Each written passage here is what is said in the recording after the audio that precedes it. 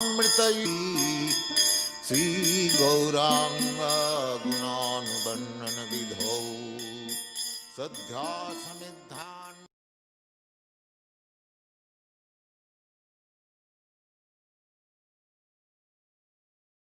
Śrīla Prabhupāda, all glories to the Sankirtan mission that he started in 1965, September 19th. Of course, he was on this mission long before that. He made this mission the purpose of his life. And Śrīla Prabhupāda very intelligently captured the mission, even without any help.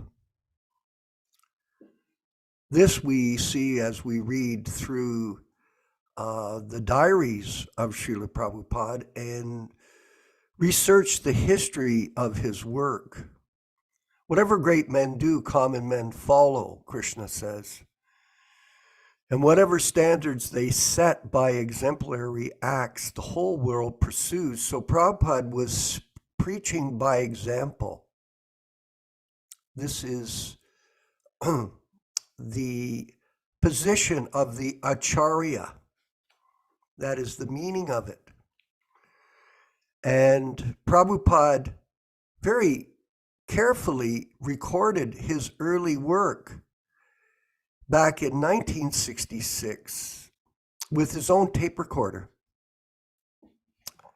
And I wanted to mention to everyone today that's attending the class that you can actually go to Prabhupada Vani, the online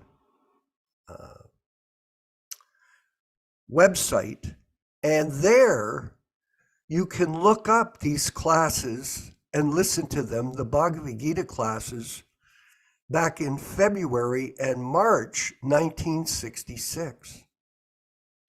This is called the Vani incarnation of Śrīla Prabhupāda. In other words, Prabhupada knew he would have to leave this world in his physical presence, but before his departure, he very carefully recorded his efforts to spread Krishna consciousness for future generations.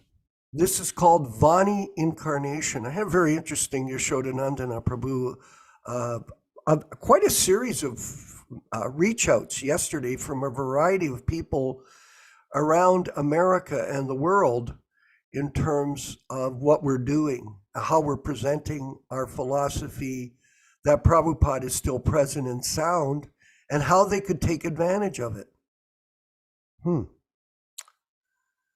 Because there is a lot of confusion been caused since Prabhupada's departure by the deviation of many of our God brothers who have introduced a, how can I say, invalid initiation system based on vapu, based on personal presence of a so-called person who can give you initiation. Actually, I wanted to mention to our group, if you listen to the March 2nd, 1966 lecture, Prabhupada mentioned specifically in there, remember he had no disciples at the time, and he had very little support. He was living in this room with no facility for cooking or cleanliness. He had to go to other places to take bath and to have prasadam. But he mentions in this early lecture, he says, if you choose a guru that is not qualified, it'll ruin your life. Ruin your life. Now, it was interesting to note that I had a person, I won't mention a name, some devotee from the southern United States. And we talked about that, And he said, oh, I did have a guru from the ISKCON cult guru system. Oh, really? And he goes, you're absolutely right. Having that connection with this person ruined my life. Ruined my life. It's very interesting to note that late last night I got a message from one of the first disciples of Gopal Krishna, who was in Toronto. First disciples. Now this Prabhu has been involved with Krishna consciousness since 1981. So he sends me a video. Out in Vancouver, he was attending a kirtan away from the temple. Not a local ISKCON kirtan, it was some kind of yoga group in Vancouver, and they're chanting. It looks like about 50 people there. Yashodanandana Prabhu. 50 people. He sends me the video. I look at it.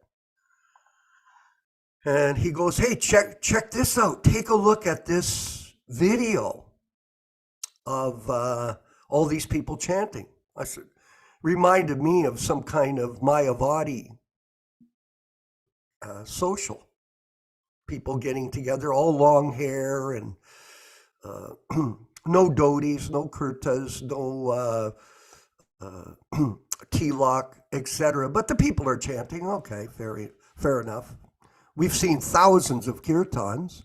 We've been in thousands. Well, I'm looking at this, and I asked him a simple question. Who is the guru? He couldn't answer. Oh, couldn't answer. I said, it looks like a Mayavadi kirtan. He's explaining to me, oh, yeah, but they're all following Prabhupada, just making up philosophy for me. Very interesting. I said, okay, is that all you can say? Okay. Well, what do you want me to say? Do you want me to get in an argument with you that this is a good thing and that these people are making advancement? There are lots of people that chant Hare Krishna, but the real potency of the holy name comes through the agency of the bona fide spiritual master, A.C. Bhaktivedanta Swami Prabhupada. This is not some concoction. People are very expert at concocting philosophy. And this person that I'm referring to, one of Gopal Krishna's first disciples, when he went to see Gopal, after 35 years or whatever, Gopal had no idea who he was. Who are you? Oh, I was one of your first. Oh, sorry, I didn't remember. Of course you don't remember. Because if you get initiation, if you take a relationship with one of these people, it will ruin your life. I had an example, two people yesterday confirming that. One personally and another one completely bewildered that he had no idea what is the difference between philosophically being connected to the bona fide spiritual master through his Vani incarnation and all this sentimental nonsense that he was experiencing and thinking, oh, this is a great kirtan. Great poison, everyone. Realize it. You associate with these people. Myself and Yashoda have a lot of experience in this. We do. We're not just manufacturing. We have practical experience with all of this deviant philosophy that is being promoted by this so-called ISKCON group, and stay away from them. If you want to get infected, go ahead. Just like COVID. I used that example. If you want to get COVID, go hang out with people that have COVID. You'll get it. If you want to be confused and bewildered by association with these so-called gurus, you will become confused, guaranteed. And Prabhupada said, and you can go to the lecture On May 2nd, 1966, he recorded that this type of association with unauthorized gurus will ruin your life. Now, you prove to us, everybody in the so-called Vaishnava world, that these gurus are bona fide. Prove it. Just show us, because we have studied the philosophy in detail. We have been with Śrīla Prabhupāda, and the conclusion is this is a bogus system that they've introduced for profit, adoration, and distinction and money. That is the reality of this thing. And we'll move forward, with the reading today from the Prabhupada diaries. Very interesting. Remember yesterday, on February 21st, Prabhupada had a problem at his room he was renting. I think he was paying $75 a month. Had no kitchen and no bathroom facility. And what water was there backed up, it said, and caused a great deal of disturbance. He said, a great inconvenience was caused today by oozing of dirty water from the sink.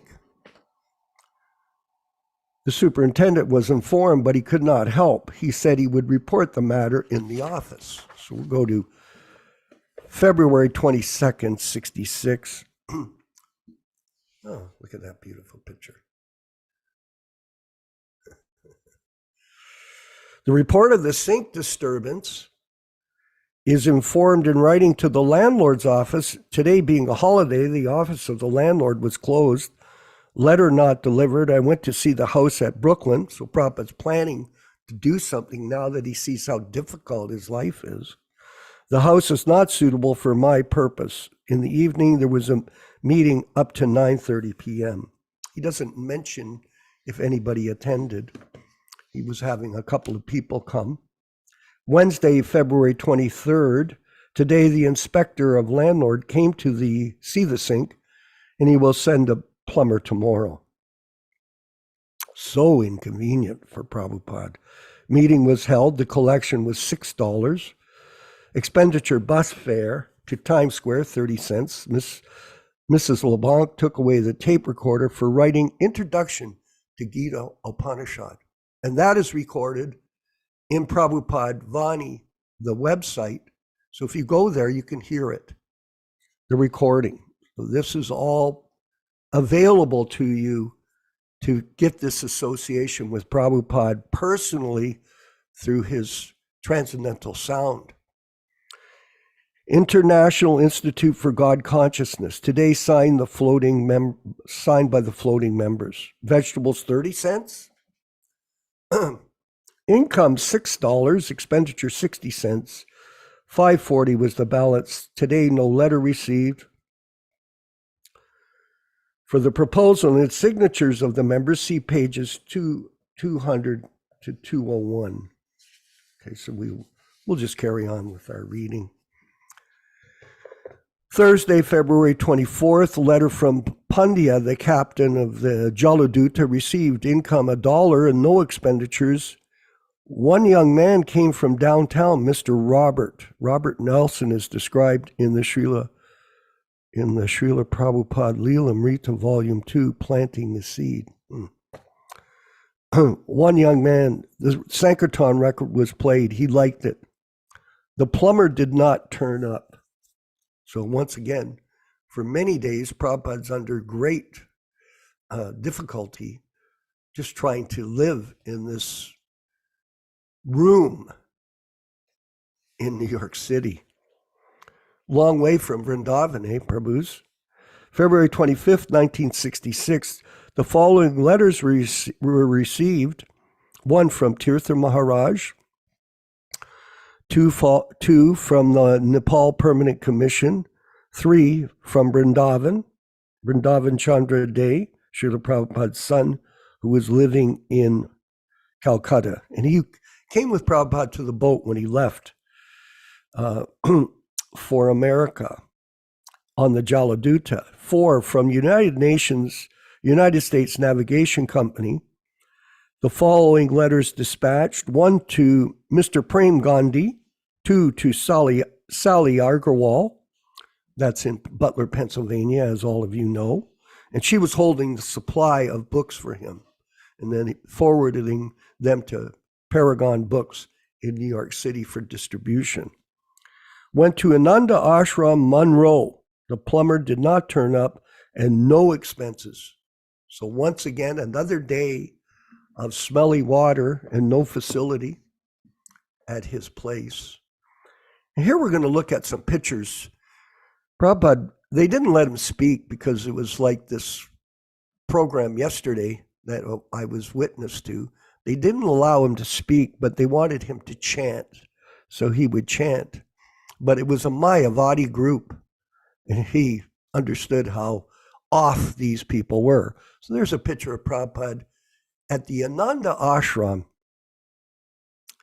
And then another picture of him. These pictures were taken by an amateur photographer to take us back in time. Go ahead. Yeah, and there's another picture. Look how profound, how serious Prabhupada is. Huh? There. This is a photograph, historical photograph that we can all experience and relish in understanding the situation that Prabhupada was in and how he managed to carry on despite all the difficulty. And here's another picture of Prabhupada. And then we'll move forward. Thank you. Thank you very much. Saturday, February 26th, the whole day and night remained at the Ananda Ashram, obviously because where he was staying was uninhabitable. Remember, all the mattresses got spoiled. Kirtan demonstration was given, so they weren't letting him speak. He was chanting. Dr. Mishri appreciated it very much. Next morning, also invited, and there was no expense. On Sunday, February 27th, the whole day remained at the Ananda Ashram, yes, obviously, in Monroe. Kirtan demonstration in the morning. Record was taken by Mr. Bill, but it was not successful. In the evening, returned, no letter received, Kirtan performed. Nina Gordon attended. Plumber did not come, still. One torn suitcase brought by Nina, clothes put into it, nice, no income, no expenditure. And did I send one more? Monday, February 28th. Engagement with the first secretary of the Permanent Commission of Nepal State to the United Nations at 2 p.m.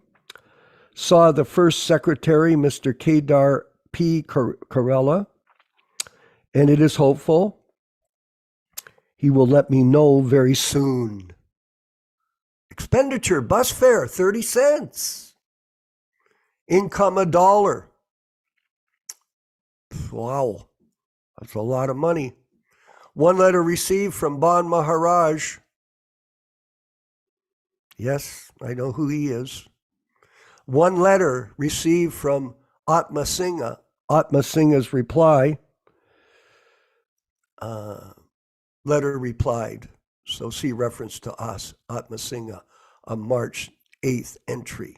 So we'll move forward. I think that's as far as we'll go today. Thank you very much, everyone, for attending these classes and being part of our efforts to present the truth without adulteration. With His grace, Yashodanandana Prabhu from Twainhart, California, in the very difficult weather conditions over there. And despite all the difficulty, we're carrying on. Here we'll move with the chanting of Jaya Radha Madhava by Śrīla Prabhupāda, and then we'll have Śrīmad-Bhāgavatam class from the original 1962 edition. Hare Krishna. Jaya Radha Madhava Kunja Bihari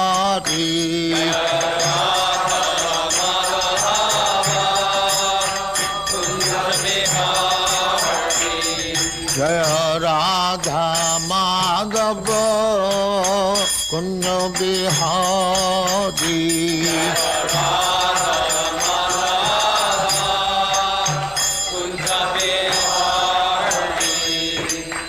Jasodhanandana Brajajana Ranjana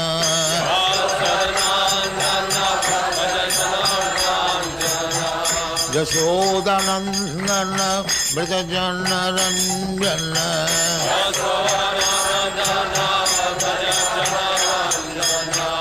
Jamuna Tira Banachari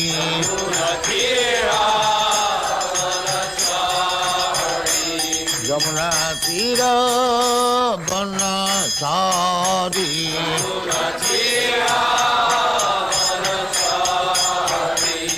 Jaya Radha Madhava Kunja Bihari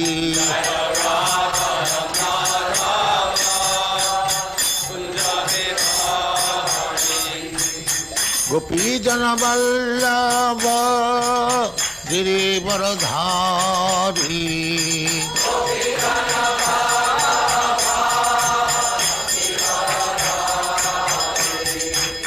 Gopi Jana Vallabha Girivaradhari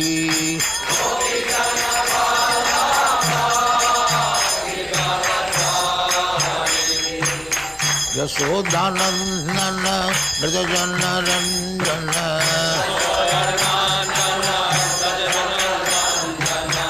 Yasodhanandana Brajajana Ranjana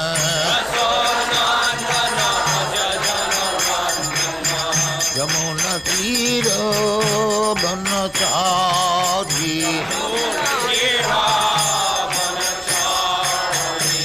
Yamuna Tira Banachari Jaya Radha Madhava Kunja Bihari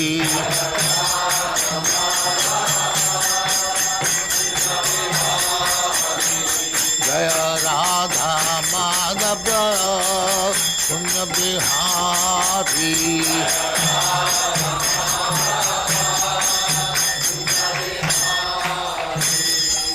Jai Amaspat Paramahansa Paribhrajagacharya Sattvaresvara Smadhati Siddhanta Saraswati Goswami Prabhupada ki Jai Ananta Kodi Vaishnava ki Jai Ramacharya Sri Haridas Thakur ki Jai Prem se kaho Sri Krishna Chaitanya Prabhu Nityananda Sri Advaita Gadadhar Shivasari Gaur Bhaktamani ki Jai Sri Radha Krishna Mok Gopinath Sam Khund Radha Khund Giridharan ki Jai Vrindavan Dham ki Jai Navadvip Dham ki Jai Ganga Mai ki Jai, Jamuna Mai ki Jai, Guru Dwarka Dham ki Jai, Swami Bhaktivinoda ki Jai, all glories to their Samari. All glories to their Samari. Thank you very much. All glories to you, Śrīla Prabhupāda. Glories to you, Prabhupada. Om Namo Bhagavate Vasudevaya. Om Namo Bhagavate Vasudevaya. Om Namo Bhagavate Vasudevaya. O my Lord, Sri Krishna, the son of Vasudeva, the all-pervading personality of Godhead, I offer my respectful obeisances unto you from Śrīmad-Bhāgavatam 1:1:1. Narayanam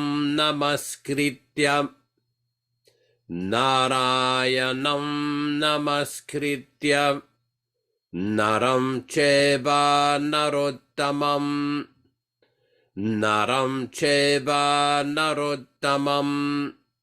devim saraswatim vyasam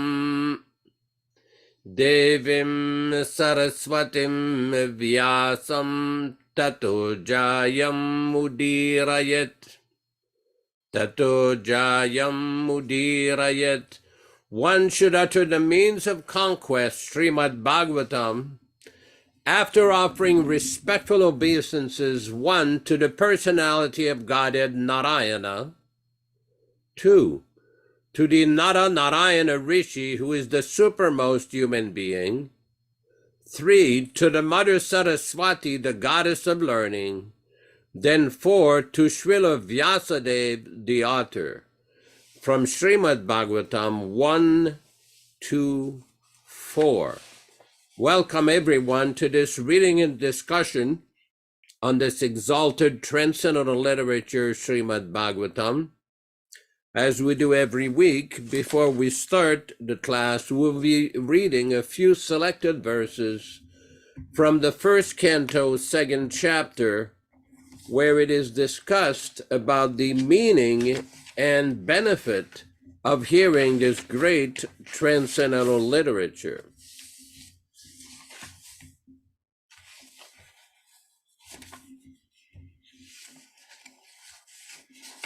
We are reading from text, Canto 1, Chapter 2, text number 17. Śrīmad Svakata Krishna Punyashravana Kirtana Hridyantasto Yabadrani Vidunuti Suritsatam.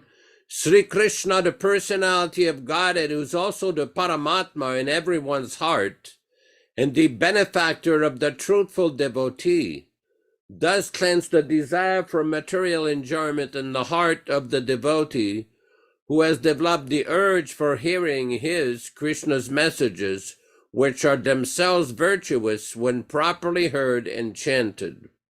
Text number 18.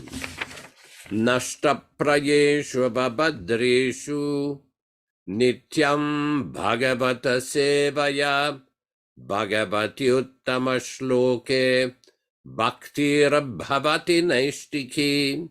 By regular attendance in the Bhagavatam class or rendering service unto the pure devotees, all that is inauspicious in the heart of a candidate becomes destroyed almost to nil, and thus loving love service unto the personality of Godhead, who is praised with transcendental songs, comes into being an irrevocable fact.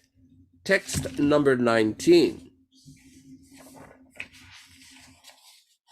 Tadarajastamo bhavaham kamalobhadayaschaye cheta eterana viddam stitam sattve prasidati.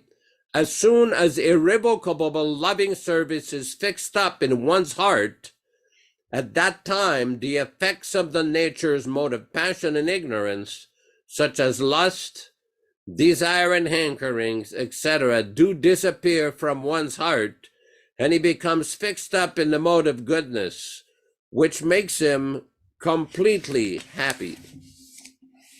Text number 20. Evam prasanna manaso bhagavad bhakti yogataha Bhagavat tattva vijnanam mukta sangasya jayate.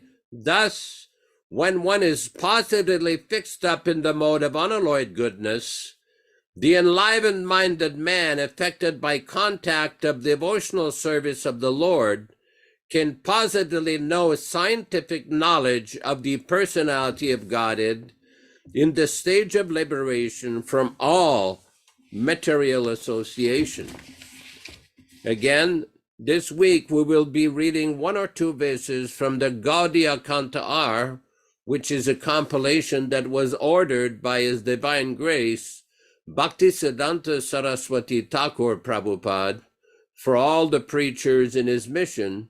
It deals with numerous topics like Bhagavatam, Krishna, the whole process of bhakti, 20 different subjects. Today we'll be reading two verses. It's 2.7. Artoyam Brahmasutranam Bharatartha Vinirnayaha Gayatri Bhashya Rupa Usau Vedartha Paribrimhitaha. This is from Hari Bhakti Vilas 10.394. Śrīmad-Bhāgavatam explains the meaning of Vedanta and the purpose of Mahabharata. It reveals the inner meaning of the Gayatri mantra and the essence of the Vedas. Text 2.8. Gayatrirarte grantaramban satyam param sambandha dimahi sadane prayojan. In the beginning of Śrīmad-Bhāgavatam is an explanation of the Brahma Gayatri Mantra, Satyam Param Dhimahi. We meditate upon the absolute truth. Here, Dhimahi indicates the execution of devotional service and the attainment of the ultimate goal of life. Sri Krishna, who is Satyam Param, the absolute truth. This is cited from Madhya Lila of Chaitanya Charitamrita, chapter 25, text 147. Today we will be reading from Śrīmad-Bhāgavatam, canto 1, chapter 4, text number 19. All English synonyms, translation, and purports by His Divine Grace, A.C. Bhaktivedanta Swami Prabhupāda, founder Acharya of the International Society for Krishna Consciousness, also known as the Krishna Consciousness Movement. Chaturhotram karma shuddham, Chaturhotram karma shuddham, Prajanam bhikshya vaidikam, Prajanam bhikshya vaidikam, Vyadadat yajna santyatyayi, Vyadadat yajna santatyay, Vedamekam chaturvidam, Vedamekam chaturvidam, Chatur 4, Hotram, sacrificial fire, Karma, Shuddhi, purification of work, Prajanam, of the people in general, Bhiksha, after seeing, Vaidikam, according to Vedic rites, Vyadadhat, made into, Yajna, sacrifice, Santatyai, to expend, Vedamekam, only one Veda, Chaturvidam, in 4 divisions. Translation. He foresaw that the means of purifying the occupation of the people in general were the sacrifices mentioned in the Vedas. And to simplify the process, he divided one Veda into 4 in order to expend them in the human society. Purport. Formerly, there was only Veda of the name Yajur, and the 4 divisions of sacrifices were there specifically mentioned. But to make them more easily performable, the Veda was divided into 4 with divisions of these sacrifices just to purify the occupational service of the 4 orders of several status. Above the 4 Vedas, namely Rik, Yajur, Shama, Atharva, there are the Puranas and the Mahabharata, Samhitas, etc., which are known as the 5th Veda. Sri Vyasadeva and his many disciples were all historical personalities, and they very much kind and sympathetic for the fallen souls of this age of Kali. As such, the Puranas and Mahabharata were made from related historical facts, which explain the teaching of the 4 Vedas. There is no question of doubting about the authority of the Puranas and Mahabharata as parts and parcel of the Vedas. In the Chandogya Upanishad, such Puranas and Mahabharata, generally known as historical facts, are mentioned as the 5th Veda. According to Śrīla Jiva Goswami, that is the way of ascertaining the respective values of the revealed scriptures. Text number 20. Rigyajuhu samavtarvakya, Rigyajuhu samatarvakya, Veda chatvara udritaha, Veda chatvara udritaha, Itihasa puranam cha, Itihasa puranam cha, Panchamo Veda uchyati, Panchamo Veda uchyati, Rigyaju sama atarava, the 4 names of the Vedas, Udrita, made into separate parts, itihasa, historical records, Mahabharata, Puranam cha, and the Puranas, Panchama, the fifth, Veda, the original source of knowledge, Uchyate is said. Translation: the four divisions of the original sources of knowledge, the Vedas, were separately made, but the historical facts and authentic stories mentioned in the Vedas, in the Puranas, are called the fifth Veda. Om Ajnanatimirandasya Jnananjana Shalakaya Chakshurunmilitam Yena Tasmai Shri Gurave Namaha Nama Om Vishnupadaya Krishna Prestaya Bhutale Srimate Bhaktivedanta Swamin Niti Namine Namaste Saraswate Deve Gauravani Pracharine Nirvishesha Shunyavadi Paschatya Deshatarine Bhakti Siddhanta Shishyaya Bhakti Vedanta Namine Prasannaya Prashantaya Tasmai Shri Gurave Namaha Bhagavad Vandanam Kadhyam Guru Vandana Purvakam Kshiram Sharkara Yuktam Kadatihi Visheshatah Adadana Strinam Danter Idam Yachi Punaha Punaham Śrīmad Rupa Padam Bhoja Dhulisyam Janma Janmani Amsho Bhagavatosmyaham Sadadaso Asmi Sarvata Tat Kripa Pikshako Nityam Tat Prishta Shat Karomi Shvam Sri Krishna Chaitanya Prabhu Nityananda Shri Advaita Gadadhara Shri Vasadi Gaura Bhakta Vrindam Hare Krishna Krishna Krishna Hare Hare Hare Rama Rama Rama Hare Hare. So here we have a description of how Vyasadeva divided the Vedas and why he divided the Vedas. Śrīla Prabhupāda explains that he divided one Veda into four in order to expand them in the human society. Originally, prior to the advent of the Kali Yuga, there was only one Veda. Now at different places in Prabhupada's lectures, sometimes he said that the first Veda was the Atharva Veda. Here he mentions it's the Yajur Veda. And it's well known in India amongst various pundits and scholars that the original Veda was the Rig Veda. Regardless of which was the original, the bottom line is we ended up with four Vedas. Now, what is the purpose of these Vedas?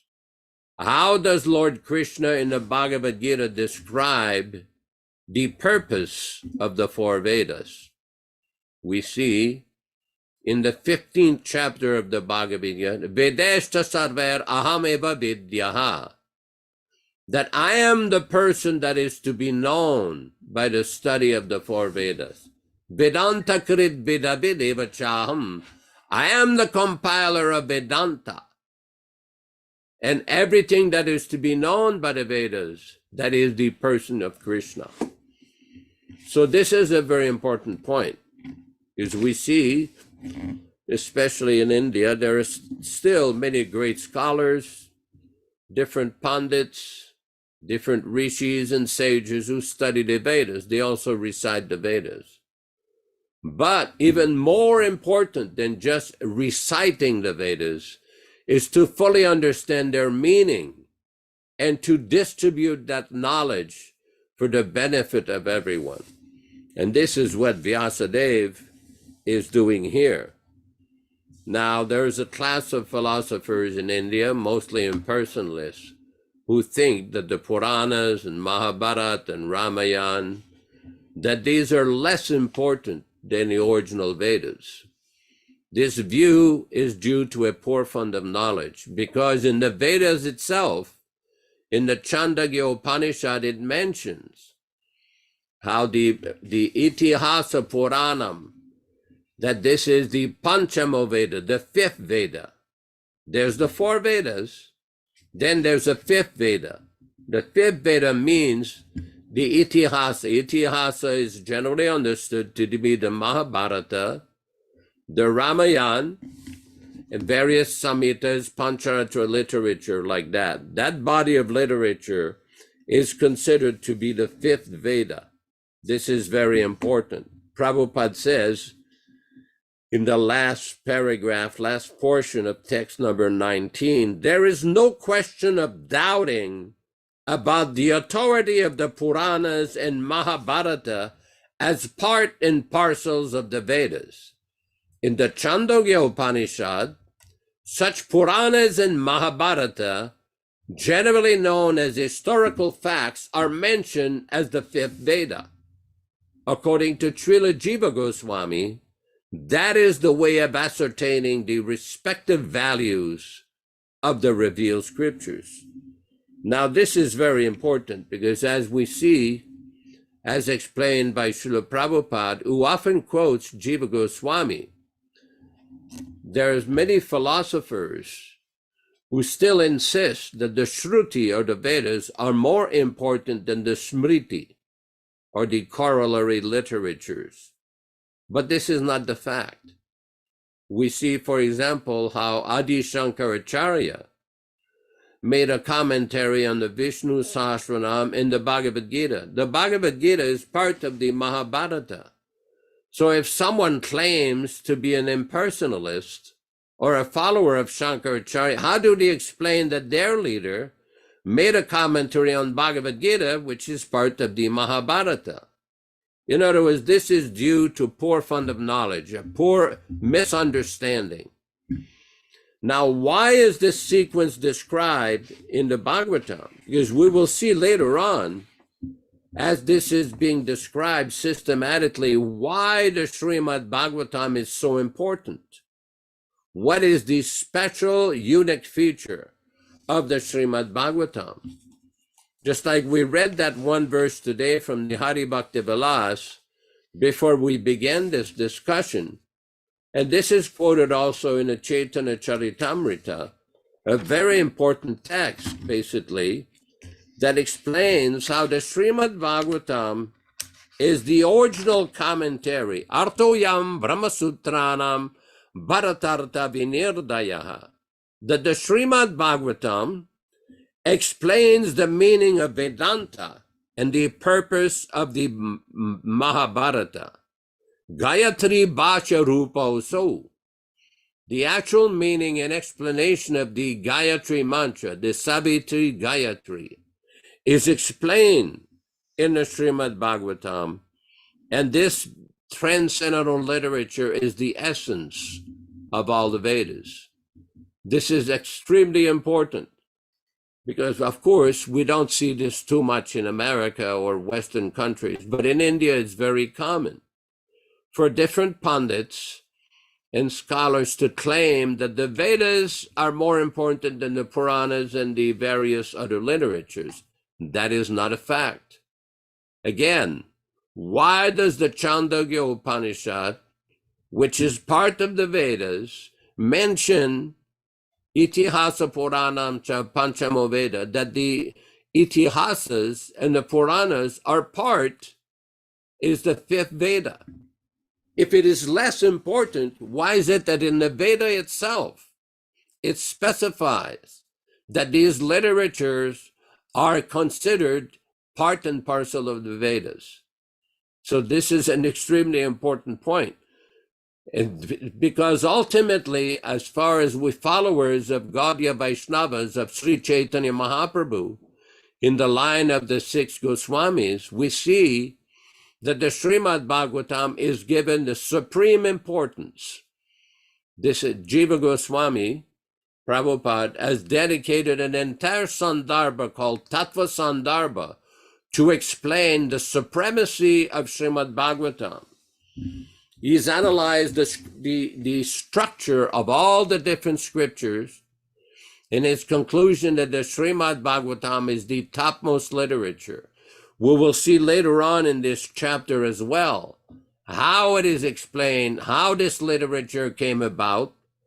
Why did Vyasadeva compile the Śrīmad-Bhāgavatam after he compiled all the Vedas? And what is the supreme importance of this? We've often discussed as part of our classes and discussions. There was a follower of Chaitanya Mahaprabhu who wrote a commentary, the first commentary on Śrīmad-Bhāgavatam in the Gaudiya Sampradaya, named Chaitanya Manjusha.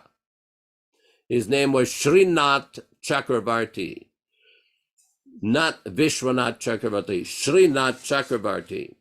And in the beginning of his commentary on the Śrīmad-Bhāgavatam, he has a beautiful verse, which Śrīla Prabhupāda many times would quote different portions of it. Part of it, he says, Śrīmad-Bhāgavatam pramanam amalam, that the Śrīmad-Bhāgavatam, the ultimate science of God, is the ultimate evidence, is the topmost literature. Then why did Prabhupada pick up this particular book to translate and come to America? That is the reason. This literature was held in very high regard by Chaitanya Mahaprabhu himself. We've often discussed also when Chaitanya Mahaprabhu met Ramananda Roy on the bank of the Godavari River in South India. They had very, very detailed discussions about the process of spiritual realization.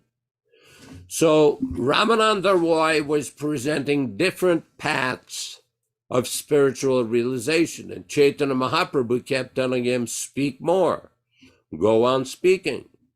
But when he quoted this one particular verse from the Śrīmad-Bhāgavatam, Sthanistitaha Shrutigatan Tanuvan Manobhir, Ye prayaso jitochi papita srilokyam, that one should remain in whatever situation he is and hear the message of Śrīmad-Bhāgavatam. And by this process, the Ajita, God, Krishna, is considered Ajita, unconquerable. No one can conquer. No one can be above Krishna. But by this process of hearing submissively the message of Śrīmad-Bhāgavatam, the Ajita can become Jita, can become conquered. One can get the favor and the mercy of the Supreme Personality of Godhead. So that is the position. One should make. Prabhupada presented this literature, this exalted literature, so that everyone, anyone in any part of the world, can get the Śrīmad-Bhāgavatam and read it very nicely, understand. Nowadays, as it was mentioned earlier by Vishwakarma Prabhu, we have different classes. We have so many different supplemental explanations by Śrīla Prabhupāda about these various verses of Śrīmad-Bhāgavatam. Many of these verses were commented upon, not just in the book itself, but in various classes. Prabhupada gave many additional supplemental explanation of so many of these verses from Śrīmad-Bhāgavatam. This is very important. Very important. Just want to relate a little story. In 1971 in Calcutta, at the number 3 Albert Road Temple, this temple had been built in the aristocratic area of the British. The British had made Calcutta their capital in India. And the area, the neighborhood where the temple was a very nice, actually, area. And the big house that we had there, Prabhupada had a beautiful room near the veranda, a very large marble veranda in the front of the house, in the front of the apartment. And on the second floor, there was a little attic. And in the afternoon, the devotees, after taking prasadam, lunch prasadam, the devotees would take some rest, and many of them would bring the Bhagavatam, read a little bit, then take rest. So one time in the afternoon, it used to get a little warm. As anybody know, the climate in Bengal can be pretty warm, very humid. Although it is a tropical area, it gets pretty hot. So in the afternoon one time we heard, as we were resting, I heard there was this thump, that because you had to come a flight of stairs to come there. And there was this noise, this very strong noise that kept happening. And I woke up, and then there was Śrīla Prabhupāda, fully effulgent, coming up the stairs. So I got up. Other devotees also got up, and we paid our obeisances. The Prabhupada says, no, you take rest.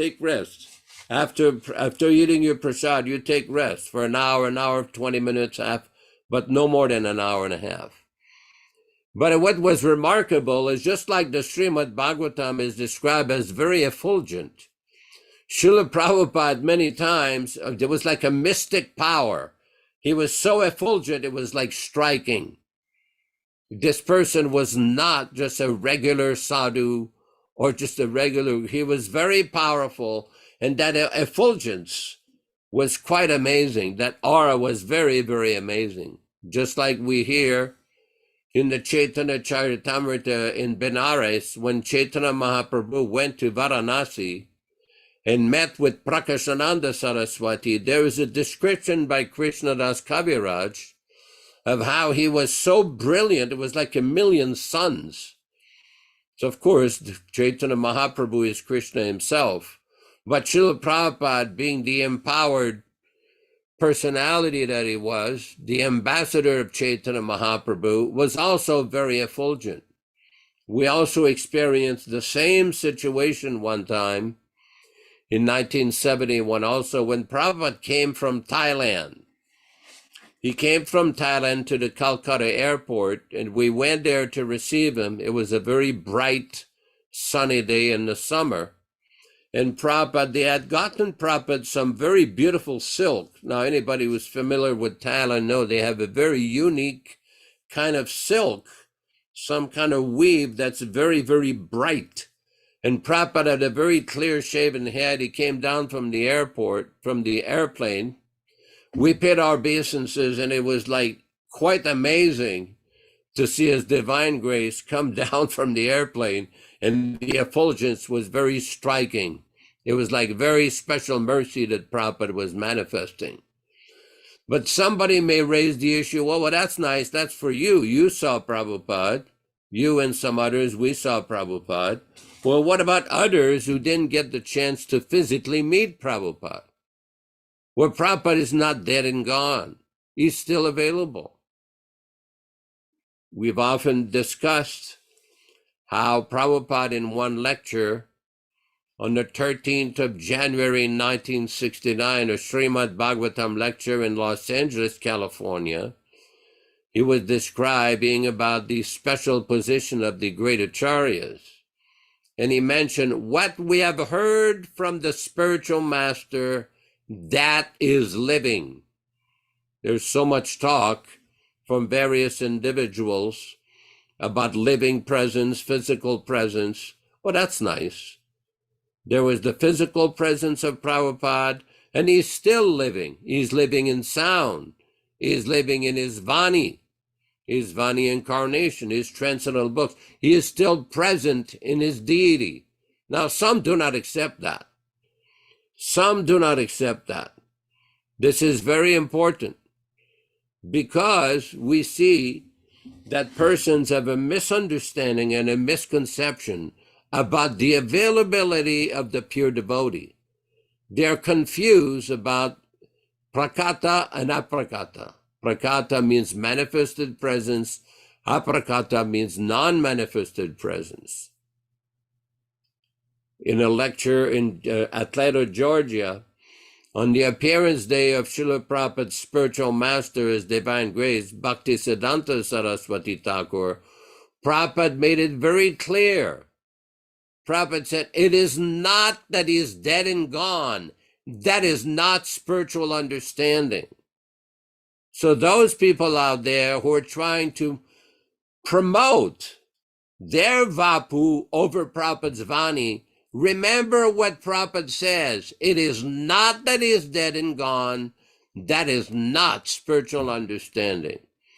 We'll leave it at that. I just want to make a comment. Ram Raghava Prabhu and his good wife Eunice are here, but he has a beautiful picture of Śrīla Prabhupada behind his head where Prabhupada was. This is the opening of the Krishna Balaram temple in Vrindavan, India, where Prabhupada was either fanning or something. Very beautiful, very nice. Thank you very much. Hare Krishna. I was actually at that opening. I passed my cartels to Prabhupada while it was being held. So it was a great moment in time.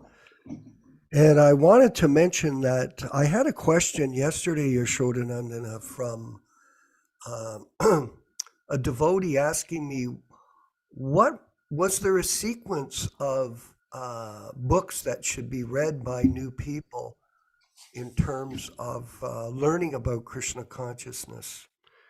And I told him, yes, there is a sequence: Bhagavad Gita, Śrīmad-Bhāgavatam, and Chaitanya Charitamrita, because there's a vast collection of literature, transcendental literature, that is available for reading. But Prabhupada wanted us to concentrate on reading his books, especially for new people, because the Bhagavad Gita is the summary of the Mahabharata in a nutshell, 3-hour conversation between Krishna and Arjuna. And in this way, people can get a real insight into the purpose of human life without studying all these literatures and in some cases becoming confused. Then secondly, Prabhupada recommended that we read Śrīmad-Bhāgavatam, which is the ripened fruit of the tree of Vedic knowledge. Yes, so this is the essence of all the Vedas. It's the cream, the essence of the Vedic teachings. And especially for us in the West, the Westerners, we're new to this process of Krishna consciousness. We weren't raised as devotees, but we got blessed by association with a pure devotee. And in this way, Prabhupada's recommending that we study these literatures in sequence. So Bhagavad Gita, Śrīmad-Bhāgavatam, and then Chaitanya Charitamrita. Prabhupada compared them to going to high school, then to university, and then postgraduate study. Bhagavad Gita, Śrīmad-Bhāgavatam, Chaitanya Charitamrita. And in this way, one could get the full essence of the principles of Krishna consciousness for the conditioned souls in the Kali Yuga. This is very important for us to know. These other books, yes, there are many, many books with all kinds, millions of verses of truth. But to get the explanation of the truth from Śrīla Prabhupada for our benefit is the best way to make advancement in Krishna consciousness. This simple sequence of reading these 3 books. And there's, of course, Nectar of Devotion, the Bhakti Rasamrita Sindhu, very important. Nectar of Instruction, Rupa Goswami's books. So just studying these books, this is sufficient for us to make advancement. And in this way, we can go back home, back to Godhead. That is the simple process. Yashodanandana, please. Well, this is a very important point. Why is it an important point? Because unless somebody makes a thorough study of Śrīla Prabhupada's books, it's very difficult to understand the philosophy.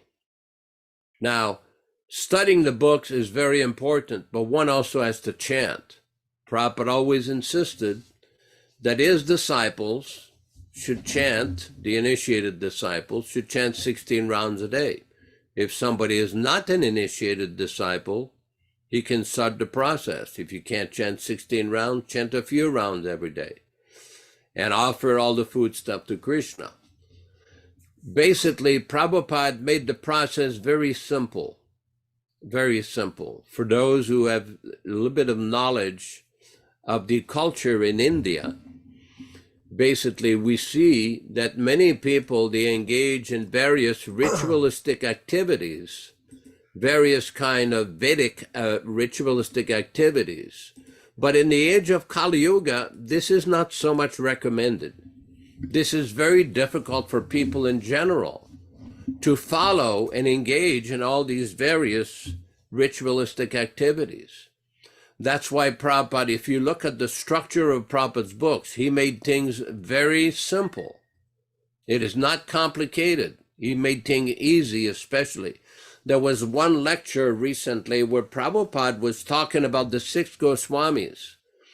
How the 6 Goswamis were so austere, they used to live under a tree in Vrindavan, under trees. And Prabhupada says, you cannot request people nowadays to perform these kind of difficult austerities. Prabhupada, that's why we're building these temples and facilities, to give people a chance to come and hear the message of Śrīmad-Bhāgavatam. This is extremely important. Very, very important. When we carefully analyze the preaching strategy and method of the last 3 great powerful acharyas, Srila Bhaktivinoda Thakur, Srila Bhaktisiddhanta Saraswati Thakur, and our Srila Prabhupada, we see that all of them put great emphasis on literatures, on the distribution and study of Vaishnava literatures. There was not an emphasis of who's going to be the living successor, who's going to be the living guru. None of that was the emphasis. All of them have given so many valuable instructions, and especially our Srila Prabhupada with his books. Prabhupada one time told Panditji Prajimna Prabhu that his disciples should study each and every word in his books, just like lawyers study each and every word in their law books. Now, this is a very important point. Anybody who wants to be a follower of Prabhupada, a student of Prabhupada's teachings, wherever you are, regardless of your level of advancement or lack thereof, such as in my case, read the books. Make a study, make a point that every single day, everybody is going to eat every day, everybody is going to sleep every day, everybody is going to do certain activity, and dedicate a certain amount of time every single day to hear the message, Bhagavad Gita, Śrīmad-Bhāgavatam, like that. Hare Krishna.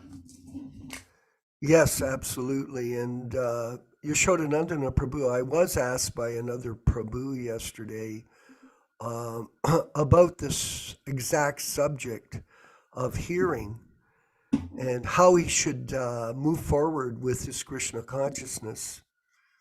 And I suggested to him that he should hear every day a lecture from Śrīla Prabhupāda, whether it's in his car or at his house, whenever it's convenient. And at the same time, read the books, some form of the books every day. Have a project. For example, everyone should make a project to read the Gita, then read the Śrīmad-Bhāgavatam, then read the Chaitanya Charitamrita, all of the books, not just read, pick and choose. Of course, that's okay, but better to methodically go through all the books, and along with that, attend these classes. These classes are classes based on the hearing of the Śrīmad-Bhāgavatam, Bhagavad Gita, and Chaitanya Charitamrita in the assembly of devotees. Try not to be offensive when you attend. Try to be submissive and cooperative. This is very important. Cannot minimize Vaishnava etiquette when dealing with each other. This is a big mistake. Of course, we all know that many of the people in our group never lived in a temple in the 70s or 60s. They have no training in that environment. So sometimes it is difficult for them to understand Vaishnava etiquette, but it is very important. So like that, there's a specific system for becoming Krishna conscious. Chant your rounds, take prasadam, distribute prasadam to others, preach to the people in your local area. Then your spiritual life becomes invigorated, enlivened. And if you have any questions, you can bring them forward and learn this process from other experienced devotees. We have a Brahminical council of 10 people. You can call them. You can deal with them. You can ask them questions. Pick and choose who you want. They're all good devotees of Lord Chaitanya and Śrīla Prabhupāda. In this way, Krishna consciousness, the truth of the matter, can be explained to other people. Jonas Priya in Hawaii. I see you're with us again this morning. It's rather early there. Could you make a few comments? And Hare Krishna, all glories to today's Śrīla class. Prabhupāda. Please accept my humble obeisances. Yes, Śrīla Prabhupada gave us the whole package. He did not give us part of the package. He gave us a complete package. So the package is that we have to, Prabhupada said that he took the trouble of writing these books, firstly, for his disciples to read these books. And he was very disappointed that a lot of people weren't reading the books, especially Sankirtan devotees. They were distributing hundreds of books, but Prabhupada says, but are you reading my books? And they said, well, Prabhupada, we're too busy. Then Prabhupada said, well, then how many hours are you sleeping? Well, I'm sleeping 6 hours. Well, Prabhupada said, sleep 5 hours and read for 1 hour. So Prabhupada took so much trouble in writing these books. And in the books, Prabhupada is very specific of what we have to do. We have to chant the holy names as purely as we can, and we have to read the philosophy. And when you have this formula, then you have success. We're praying to Krishna to please engage us in your service, and then we're reading the books, then we could act with intelligence. Now, my question is to Yasodanandana Prabhu, if somebody just simply chants and reads maybe a little bit, but not enough, or if somebody just reads but doesn't chant so much, there's this controversy going on that unless one really studied the scriptures and only chants the name, unless he's chanting purely, then the name would not have any effect. And then other people think if you just simply keep on chanting, then you don't need to read, because if you're chanting nicely, then Krishna will reveal everything from within. So that's my question. Well, it is a fact that the chanting of the name of Krishna, because the name of Krishna is non-different than Krishna. It is described in the Padma Purana, Abhinatvam Nama Naminaha. The Nama, the name, the Nami, the person, is non-different. It is not that there's a difference between Krishna and his name. So one has to understand this very carefully. In other words, simply by chanting, one will get all realization. But that also, for example, Prabhupada many times commented that the spiritual master of his spiritual master, Gaura Das Babaji Maharaj, was illiterate. He could not read or write, but Prabhupada said he was such a great spiritual master who understood all the Siddhanta of the Vedic literatures. He knew all the conclusions. So even if somebody doesn't read or can't read, still everything can be revealed to him. But for most people who can hear and read, it's advisable for them to, along with the chanting process, to regularly hear and read Śrīmad-Bhāgavatam. There's no difference between reading and hearing. This is the fact. If one is able to have some modern device, computer, a cell phone. You can hear lectures of Śrīla Prabhupada. We can hear Prabhupada singing the Samsara prayers, the Japa, the Shikshastakam, the Goswamyastakam, Prabhupada giving Śrīmad-Bhāgavatam. So this foolish idea that is propagated that Prabhupada is not physically available. Well, the sound vibration is physical. The deity is physical. The picture is physical. And the book is physical. We have to learn how to associate with the pure devotee. In the same canto of Śrīmad-Bhāgavatam that we're reading, we have previously read, where Prabhupada described, one should approach a saintly person not for seeing, but for hearing. Now this is important. One should not neglect the chanting process, the kirtanam process, or the shravanam process. Both of them go together. It's not that one is better than the other, one is lesser than the other. They're both tied together. So one should make the point of carefully studying these literatures, because then one will be able to explain the philosophy to others as Śrīla Prabhupada explained it to us, according to our realization. Hare Krishna. Yes, Thank you. Prabhu Jonas Priya, I also wanted to mention that it is a simple principle of learning that you study. It doesn't matter if you're in grade school or in high school or university or at the PhD level. You have to study. This is common sense. It is not just a rule for Krishna consciousness. This is a rule for anything that you do. What to speak of people that are interested in spiritual life? They must be serious. Prabhupada said, taking a guru is not a fashion statement. Oh, I have a spiritual master. It was very popular in the 70s that people would take gurus, the hot guru in LA. But this was just for style or fashion. Oh, I study spiritual life under this guru or that so-called bogus teacher. No, common sense. Study the books. That was simple, as clear as it could be. You should read my books every day. What is it that you're reading? It's the transcendental sound vibration of the pure devotee. Through oral reception, you get an understanding, a realization through this process. It's practical. Simply to think, oh, I had one of my godbrothers tell me, oh, you don't need to chant your rounds anymore because you've been chanting for 50 years. Huh? Excuse me?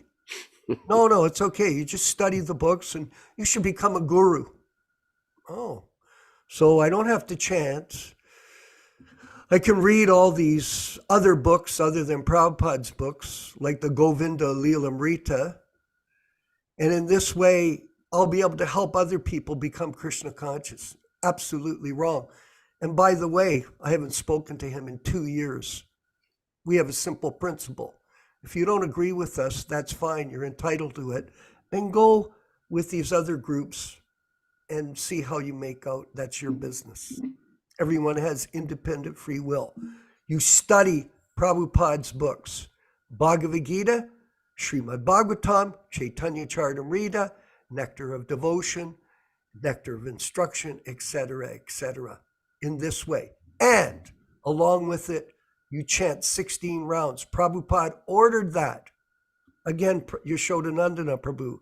I had a question yesterday from this new person asking me what he should do to become initiated. I told him you have to chant 16 rounds, minimum, every day.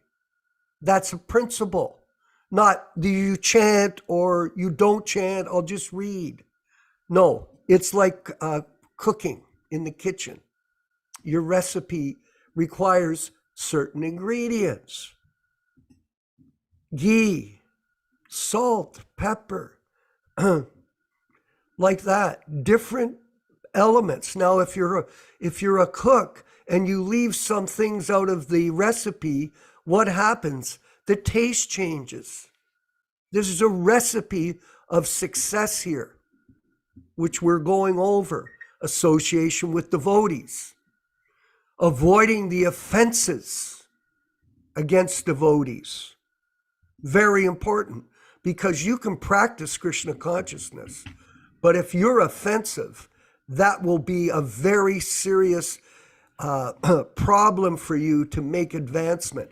It's called hati mata, the mad elephant offense. It's not a joke. A lot of people don't understand what offensive means because they have no experience.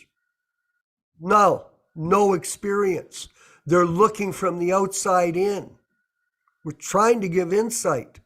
Offenseless chanting, studying Prabhupada's books, distributing this knowledge to other people. I had a question from Aprakrita in Montreal, very good devotee from the early 70s. He asked me, what is your favorite verse from the Bhagavad Gita? And I told him, well, my favorite verse from the Bhagavad Gita is in the 18th chapter. And it is, I believe, 58. Excuse me for 1 second. I'll see if I can find it.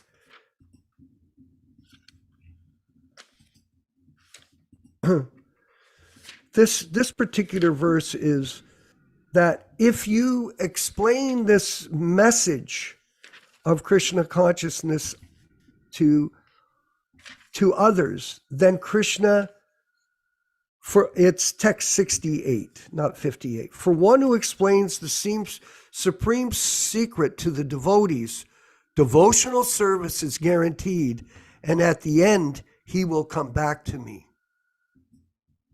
For one who explains the supreme secret to the devotees, devotional service is guaranteed, and at the end, he will come back to me.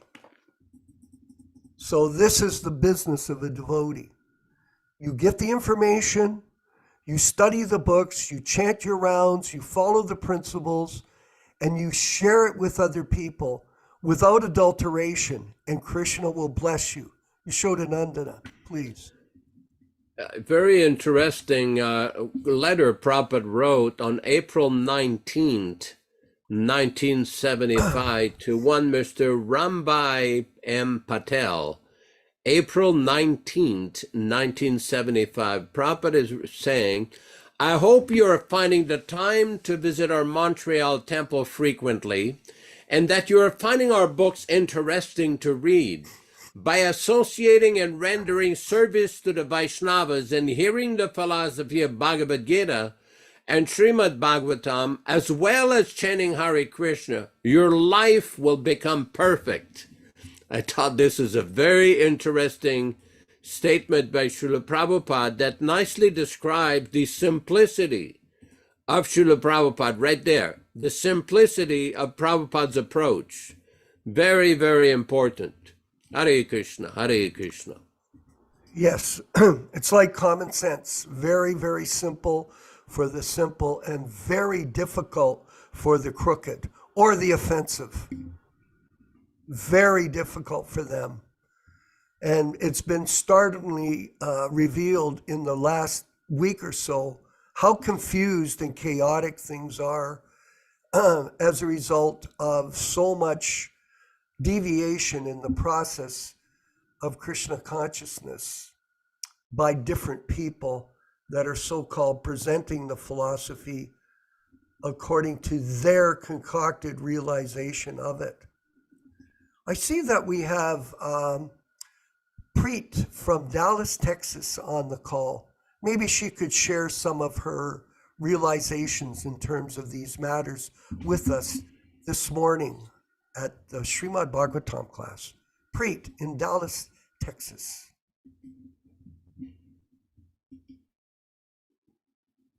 Hello? Maybe your microphone's not on. Nilesh Dalal in Miami. Dr. Nilesh is there. Yes. Hare Krishna. Hare Prabhuji, Krishna, Prabhu. my permanent Hare Krishna. My permanent name is Neil Shamadas. You're calling me by my impermanent name. It's up on the screen as such, so Yes, that's why yes, we do. yes, yes. We yes, never yes. knew that So- you have another name. Sorry. Yes, that's okay. That's okay. So, Prabhuji, something very interesting which the other Prabhu brought up is about chanting and associating. And you mentioned about Gaur Kishodas Babaji, where Gaur Kishodas Babaji was illiterate, but he was very well versed with all the Vedic literatures. Now, you may wonder, how is this possible from a material standpoint? Somebody who is illiterate, who cannot read, how would he know the essence of all the Vedic literatures? And Krishna says very nicely in Bhagavad Gita, where we just talked about it, chapter 10, he talks about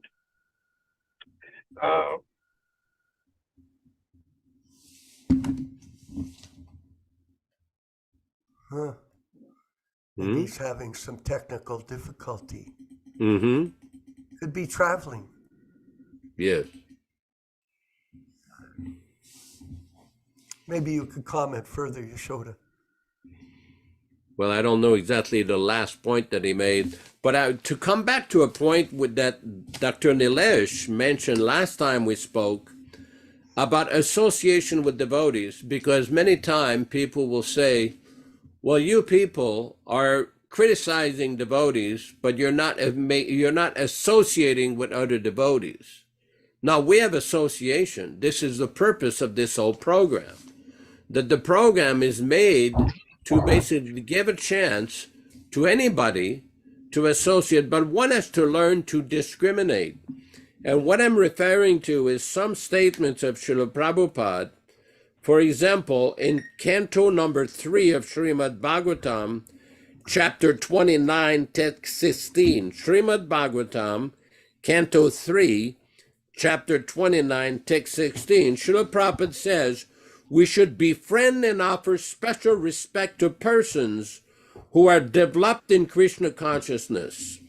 Other living entities are undoubtedly part and parcel of the Supreme Lord, but because their consciousness is still covered and not developed in Krishna consciousness, we should renounce their association. It is said by Vishwanath Chakravarti Thakur that even if one is a Vaishnava, if he is not of good character, his company should be avoided, although he may be offered the respect of a Vaishnava. Anyone who accepts Vishnu as the Supreme Personality of Godhead is accepted as a Vaishnava, but a Vaishnava is expected to develop all the good qualities of the demigods. Now, the reason I'm bringing this up is because occasionally we get different devotees coming up, digging into the past of a Vaishnava and engage in some blasphemy or some unfair criticism or nonsense fabrication, exaggeration, distortions. And this is very dangerous, because we know from Prabhupada's teachings in Prabhupada's books that one should not unnecessarily criticize another Vaishnava or find fault with another Vaishnava or blaspheme another Vaishnava. Now, it doesn't mean that we have to be dumb or stupid, and if something is grossly inappropriate, just to remain silent. That is not Vaishnava philosophy. That is not our philosophy. That is not the approach that Prabhupada took.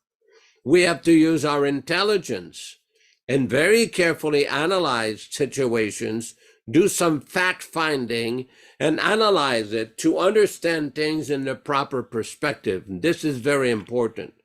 Just like if you go to a court of law and you have a dispute, a contract dispute, the judge doesn't start just giving the judgment as soon as you show up. Many times there will be deliberations to find out what are the facts, what exactly happened, what was the intention of the parties, what did they really mean, what are the exact facts. It's the same thing with devotees. It's one thing to find fault with the devotees, say, oh, you said this, or you did this, or you did that. Okay, what were the circumstances? And this is a very important point, because we see that some people will use past activities of a devotee and distort things, misinterpret things, to engage in blasphemy and nonsense. This is very dangerous. Very, very dangerous. We have all seen this. Like recently, a devotee asked me and challenged me, oh, why didn't you stop them in the beginning? Why didn't you argue? Why didn't you try to change things? I said, yes, we tried. They didn't want to talk. There was no forum for discussion. There was no proper arena for an intelligent discussion. And the relevant conversations with Śrīla Prabhupāda that took place in 1977 were not available for almost 10 years after Prabhupada departed. So it's one thing for somebody to launch unjust or unfounded accusation. Somebody should get the facts first before they talk. Hare Krishna. To whom it may concern. Yeah, this is a question of having a perspective on life itself, because life is a journey, sometimes difficult, sometimes easy. Sometimes situations are there which cause us to maybe make a mistake. Mistakes are there.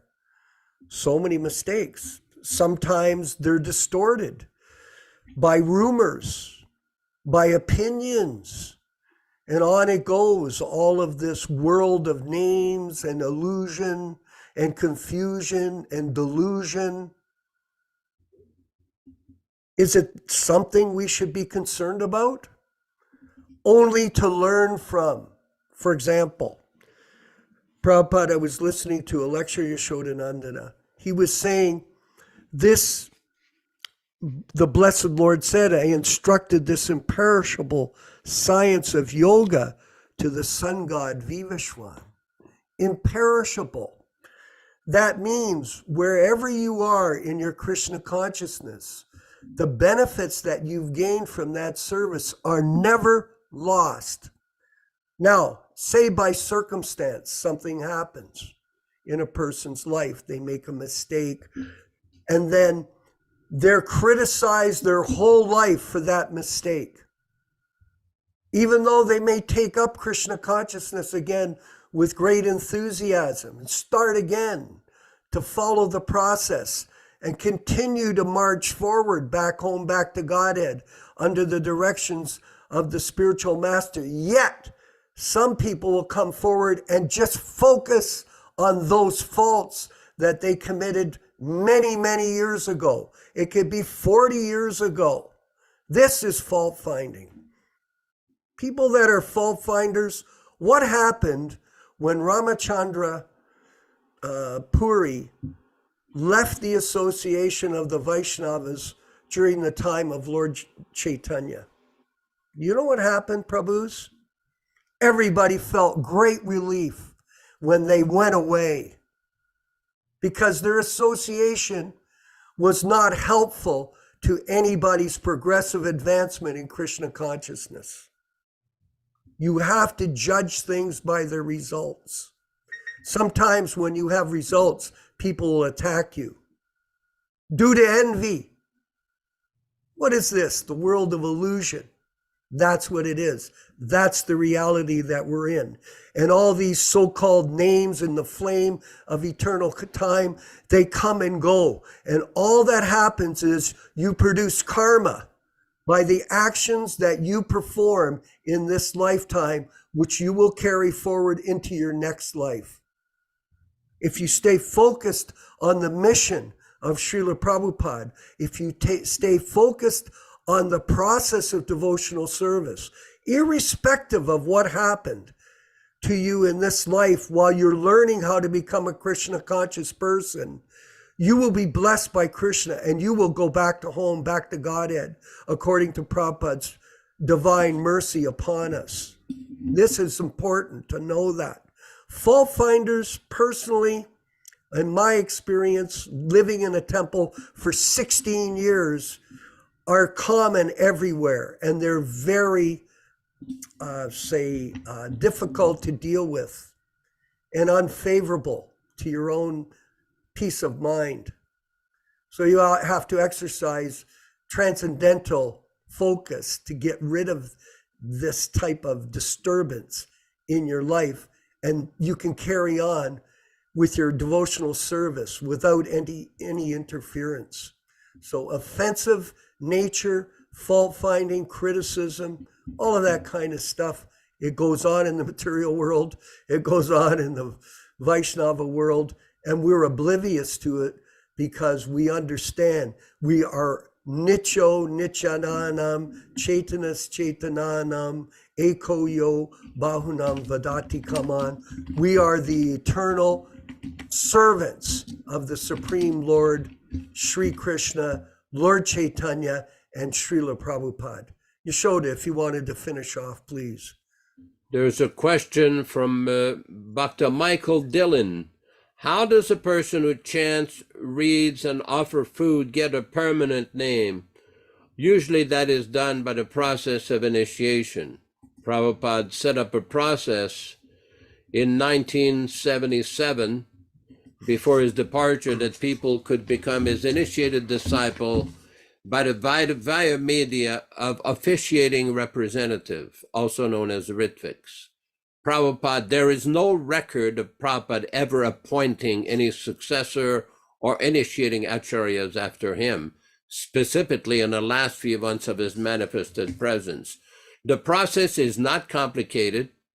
It is not difficult. It is simple. Basically, one has to chant 16 rounds. One should do the process for at least 6 months. Of course, nowadays, if one does not live in a temple or does not have the structure of association of temple, but at least one should get also a recommendation from one of our members of our Brahminical council. And then one should read the books regularly, but it seems as if somebody chants, reads, offers food. I mean, these are the basic fundamental points that Prabhupada recommended, and after 6 months, we can arrange to do a fire sacrifice and perform the ceremony, choose a name. There's also a small exam that Prabhupada used to recommend that people take. It's a very simple 10, 12 question exam. Who is Krishna? What's the difference between faith and religion? Things like that. So just to present it very simply. Very interesting. And just one last comment before we end up. I had that same question, Yashodanandana Prabhu, from a couple of devotees from Chicago who were asking me that. They're twin brothers, actually. Very nice people. And they asked me specifically about initiation. And I told them, really, if you follow this process of Krishna consciousness, study the books, learn the philosophy like a proper student. If you chant your rounds, you offer your food, and you preach to others about the value of spiritual life for their benefit, then that is really what initiation is. Initiation means to follow the process. Sure, there's a formal process of initiation, but what good is initiation if you don't follow? Look at the example of all the God brothers that we know that don't follow. Are they initiated? Only if you follow are you initiated. So it's very important to understand that this process is a commitment by every individual to follow the instructions of Bhakti Yoga and train yourself up how to become Krishna conscious.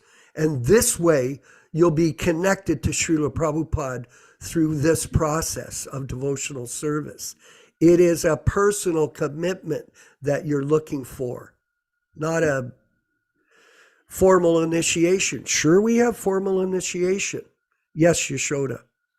There's Please. an interesting old Back to Godhead article called Search for the Divine, where Prabhupada stated, If you have understood this Krishna philosophy, and if you have decided that you will take Krishna consciousness seriously and preach the philosophy to others, that is your initiation. My touch is simply a formality. It is your determination that is initiation. It's a very interesting definition of initiation by Śrīla Prabhupāda. Hare Krishna. Yes, and I think that that's sufficient for today's program. Thank you, everyone. We went a little over today, and we look forward to seeing everyone on Wednesday evening at 8 p.m. Eastern Standard Time. We'll have the Chaitanya Charitamrita class, and then next week again, Saturday and Sunday. So 3 classes a week, 4.5 hours of your time, a little bit extra sometimes, depending on the topics and subjects. And everyone march forward. If you have any questions you want to bring forward, we're always available with our group. We have newsletters. We're producing a new magazine on the Guru issue. We're doing classes. We have over 250 classes online. There's some initiation ceremonies that are recorded there. You can go and see them. And like that, we'll march forward on this path back home, back to Godhead as a group in the Hare Krishna Society and the Prabhupada Disciples Association. All glories to the Sankirtan movement. Let's move forward with the chanting of Hare Krishna by Śrīla Prabhupāda. Shri Krishna Chaitanya Prabhu Nityananda Shri Advaita Gadadhar Shivasadi Gaur Bhakta-vrinda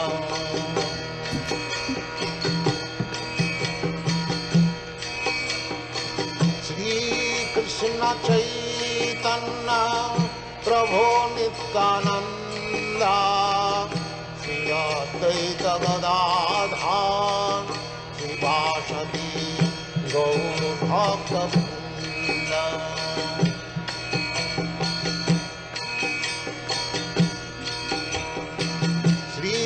Krishna Chaitanya Prabhu Nityananda Shri Advaita Gadadhar Shivasadi Gaur Bhakta-vrinda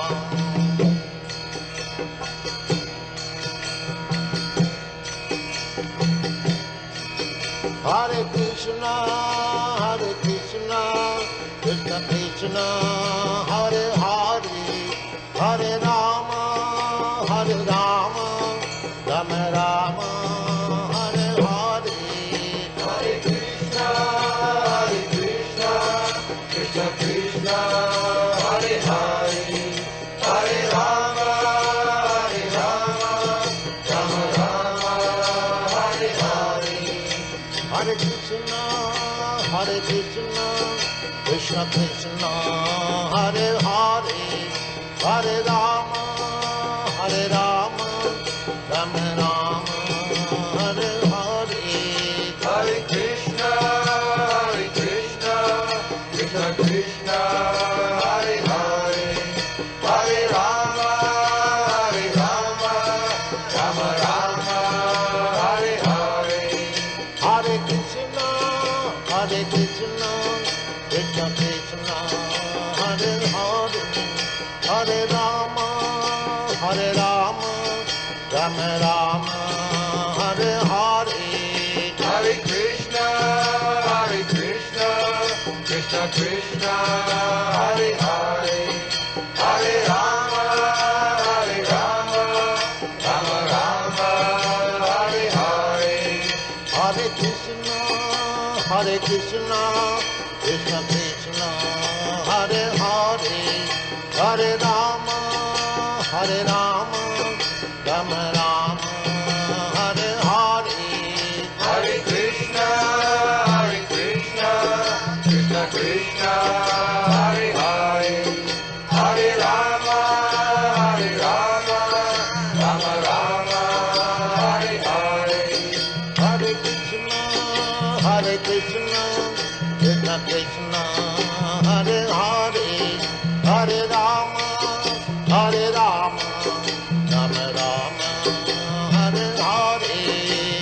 Krishna, Krishna Krishna, Hare Hare, Hare Rama, Rama Rama, Hare Hare. Hare Krishna, Krishna Krishna, Hare Hare, Hare Rama, Rama Rama, Hare Hare. Hare Krishna, Krishna Krishna, Hare Hare, Hare Rama, Rama Rama, Hare Hare. Hare Krishna, Krishna Krishna, Hare Hare, Hare Rama, Rama Rama, Hare Hare. Hare Krishna, Krishna Krishna, Hare Hare, Hare Rama, Rama Rama, Hare Hare. Vanchakalpa tarubhyascha kripa sindubhya evacha patitanam pavanebhyo vaishnavibhyo namo namaha. Hare Krishna, Hare Krishna. Thanks everybody for participating. Somebody says, question, is initiation compulsory? Fire sacrifice. There are very few occasions when Prabhupada did not do a fire sacrifice, but Prabhupada does recommend that everybody who's serious about spiritual life should accept initiation. There is one occasion in Russia, when Prabhupada went to Russia in 1971, he initiated one devotee, Ananta Shanti. There was no fire sacrifice. There was another occasion in Iran, in Tehran, in Iran, I believe in 1975, with Maitreya Rishi, where he recommended 2 devotees for initiation. There was no fire sacrifice. They made the promise to follow, they had the obeisances to Prabhupada, or agreed to chant 16 rounds on a regular principle. But the regular standard is to do a proper fire sacrifice and to undergo the process. That's why we usually, Prabhupada recommends in the Chaitanya Charitamrita to follow a 6-month process of following properly. It's called Purashcharya, basically to perform certain activities before initiation to get somebody ready for the proper process. To follow the principles, chant 16 rounds. We gave an exam that was given by Prabhupada, which is a very simple exam that was given by Prabhupada in 1969, like that. But correspond with us, we can discuss these things, or whoever is interested. Hare Krishna. Vijay Pandit Prabhu, come va? Come va? Bene, bene, grazie. I just came back. Oh, very nice. Haribo. Tutte le glorie, sua divina grazia Śrīla Prabhupāda. Tutte le glorie, tutte le glorie. Hare Krishna, Hare Krishna. Haribo.